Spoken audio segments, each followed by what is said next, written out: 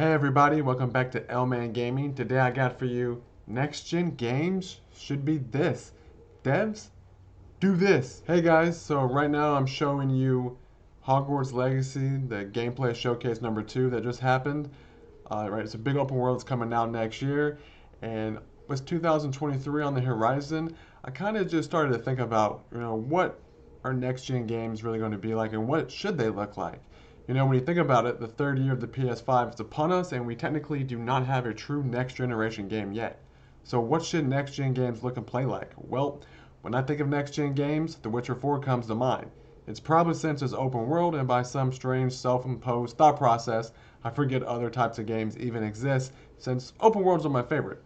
Or maybe it's the ADHD in me because when my mind wanders, The Witcher 4 is the world I want to be in. And because I just recently finished Elden Ring and God of War Ragnarok, I couldn't help but imagine a mash of these two games together. And let me tell you, the result is not some recipe you aren't going to want to try again. It's the usual menu item you're going to keep ordering at your favorite restaurant. So, let your imagination run with me for a second. Take God of War Ragnarok and just imagine a Witcher skin over it. For me, it's completely obvious that The Witcher needs to adopt this kind of camera style for combat. Let me say that again, just for the combat. In fact, we have already seen this with the next gen update for The Witcher 3.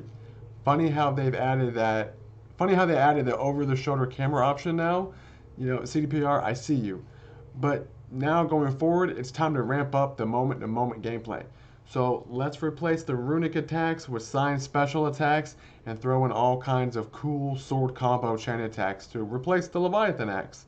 What you're going to get is this intimate feel of the combat. It's really going to pull you into the action and let you take on monsters in a more terrifying and satisfying way.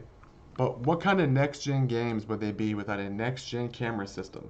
Is it finally time that the days of getting pushed into a wall and the camera spazzing out are over? I hope so. Next gen games need dynamic cameras.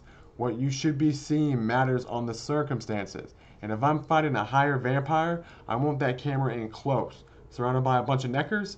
Let's zoom that bad boy out a bit so I can see what's on my side. You still following the recipe? I haven't forgotten about Elden Ring. We are making a mash after all, so let's do the mash part now. I mean, what good would a dynamic camera be if the exploration didn't feel right?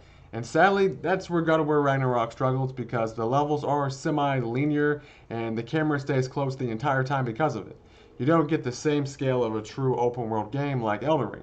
So take your imagination again and place that Witcher skinned God of War-esque game with an amazing dynamic camera and drop it right into Elden Ring.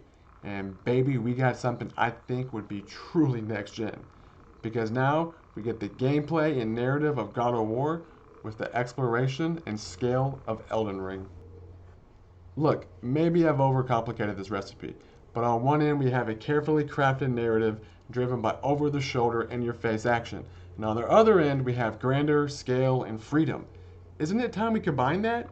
Isn't it time we match the freedom of open world genres like Elden Ring and Breath of the Wild with narrative games like God of War and The Last of Us?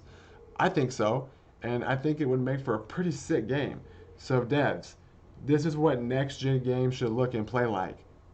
Do this. Thanks for watching all the way. Please like and subscribe if you can, and let's just keep moving forward playing video games.